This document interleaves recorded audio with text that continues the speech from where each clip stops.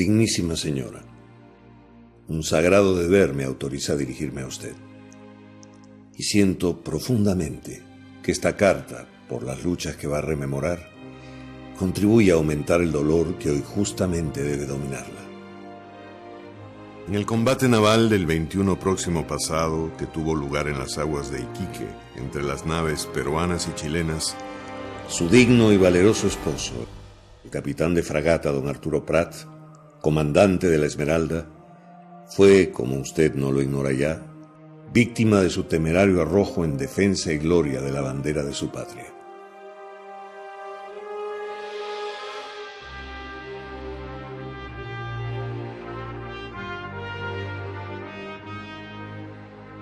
Deplorando sinceramente tan infausto acontecimiento y acompañándola en su dolor, cumplo con el penoso y triste deber de enviarle las para usted inestimadas prendas que se encontraron en su poder.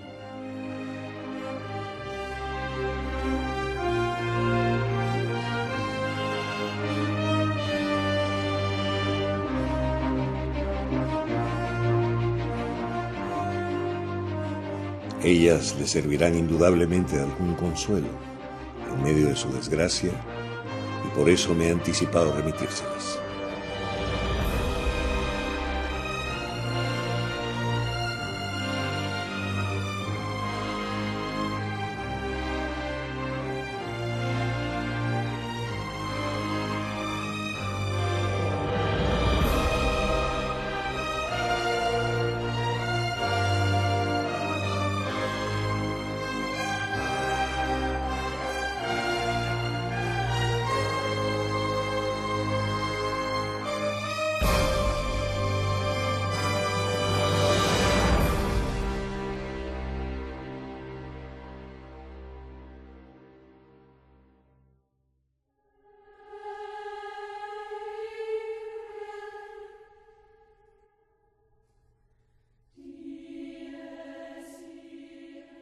Reiterándole mis sentimientos de condolencia, logro, señora, la oportunidad para ofrecerle mis servicios, consideraciones y respeto, con que me suscribo de usted, señora, muy afectísimo seguro servidor, Miguel Grau.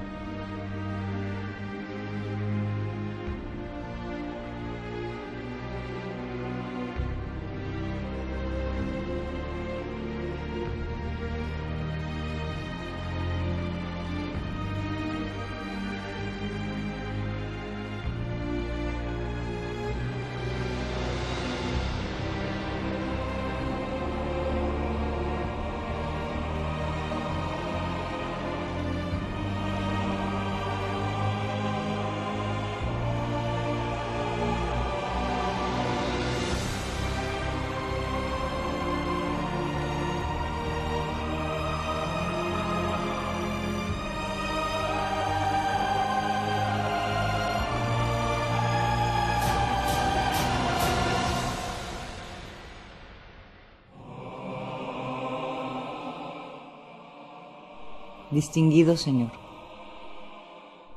recibí su fina y estimada carta fechada a bordo del Huáscar en 2 de junio del corriente año. En ella, con la hidalguía del caballero antiguo, se digna usted a acompañarme en mi dolor, deplorando sinceramente la muerte de mi esposo.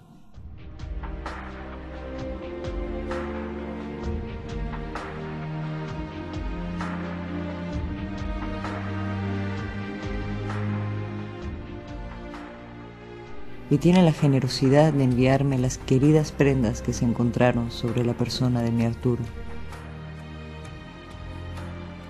Prendas para mí de un valor inestimable por ser o consagradas por su afecto, como los retratos de mi familia,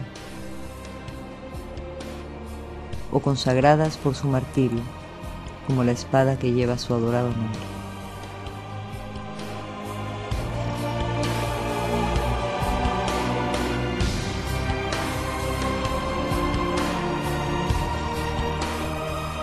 Al proferir la palabra martirio, No crea usted, señor, que sea mi intento inculpar al jefe del Huáscar de la muerte de mi esposo.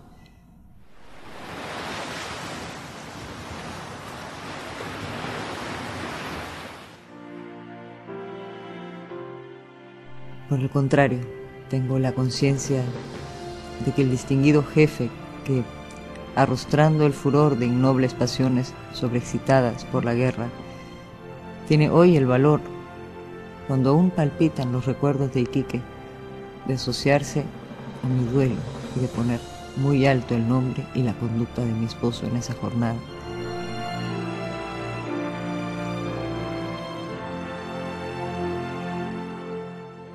Y que tiene aún el más raro valor de desprenderse de un valioso trofeo, poniendo en mis manos una espada que ha cobrado un precio extraordinario por el hecho mismo de no haber sido rendida.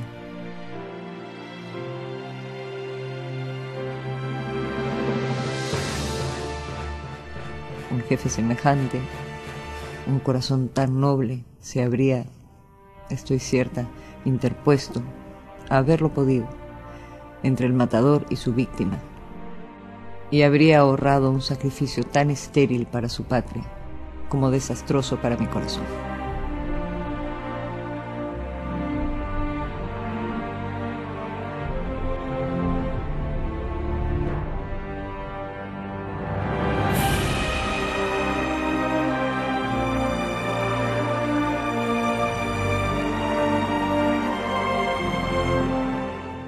A este propósito no puedo menos de expresar a usted que es altamente consolador, en medio de las calamidades que origina la guerra, presenciar el grandioso despliegue de sentimientos magnánimos y luchas inmortales que hacen revivir en esta América las escenas y los hombres de la epopeya antigua.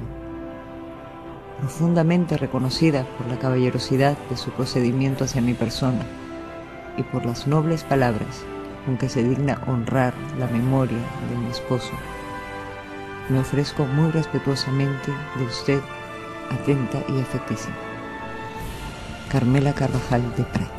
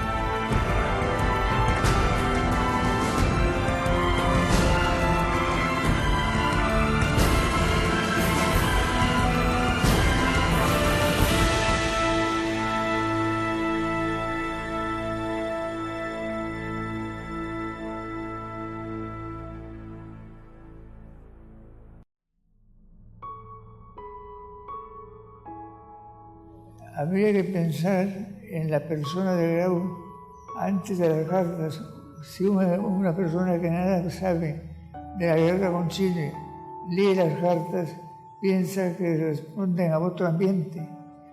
Lo interesante es qué pensaba Grau de la guerra, y de ese pensamiento esas cartas son un testimonio.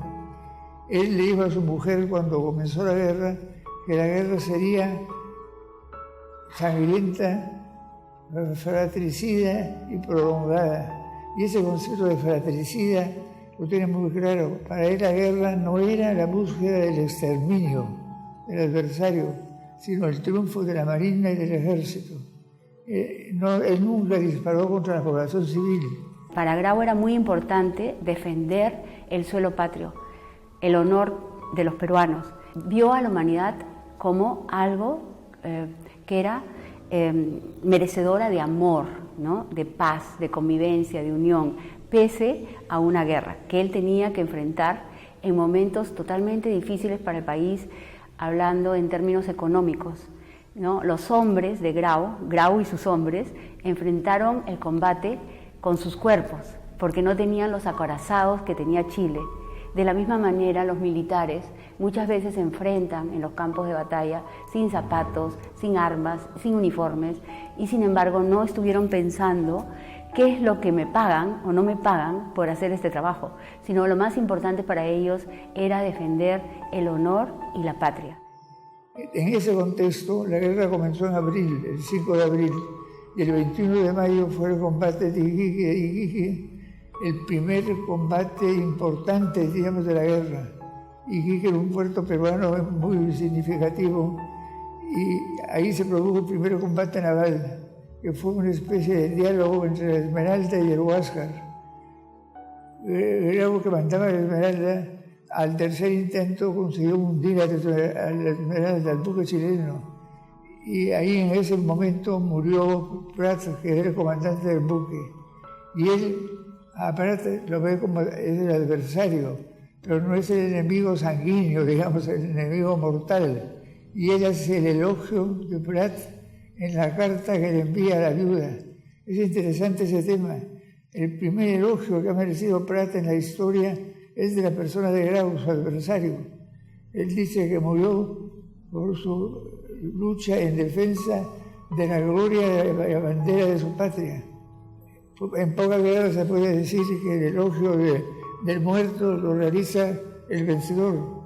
Y luego algo más interesante, envió la espada de Prat, como que era como su trofeo, su signo del triunfo, se le envió a la viuda. Y le envió el uniforme, y le envió los recuerdos que había encontrado en contorno de Prat. Es interesante subrayar ese concepto de elogiar al adversario y reconocer el coraje del adversario. La carta fue sin duda para la señora Carvajal de Prat una sorpresa, y ella misma redactó la respuesta. Y en la respuesta subraya cómo la guerra es un recuerdo de los guerreros antiguos y de la convivencia entre las personas, no obstante la discrepancia política. Y desde ese momento la memoria de Grau en la historiografía chilena es de respeto. Era un guerrero distinto, un gran historiador chileno que era periodista además y vivió mucho en el Perú antes de la guerra, Benjamín Vicuña Maquena, dice que cuando llegó el Huáscar a Valparaíso, ya después de la muerte de Grau, parecía como un trofeo incompleto, que el Huáscar sin Grau era algo incompleto, algo anormal, y respetaba mucho la memoria de Grau y la forma como él entendió la guerra, ¿no? Yo creo que ese es el cuadro histórico de las cartas. Las cartas no son raras o anormales si se piensa en la persona de Grau. Si se piensa en otro guerrero distinto, tal vez serían las cartas exóticas, pero no lo son por el espíritu de respeto al otro, respeto al adversario y respeto a las virtudes del adversario.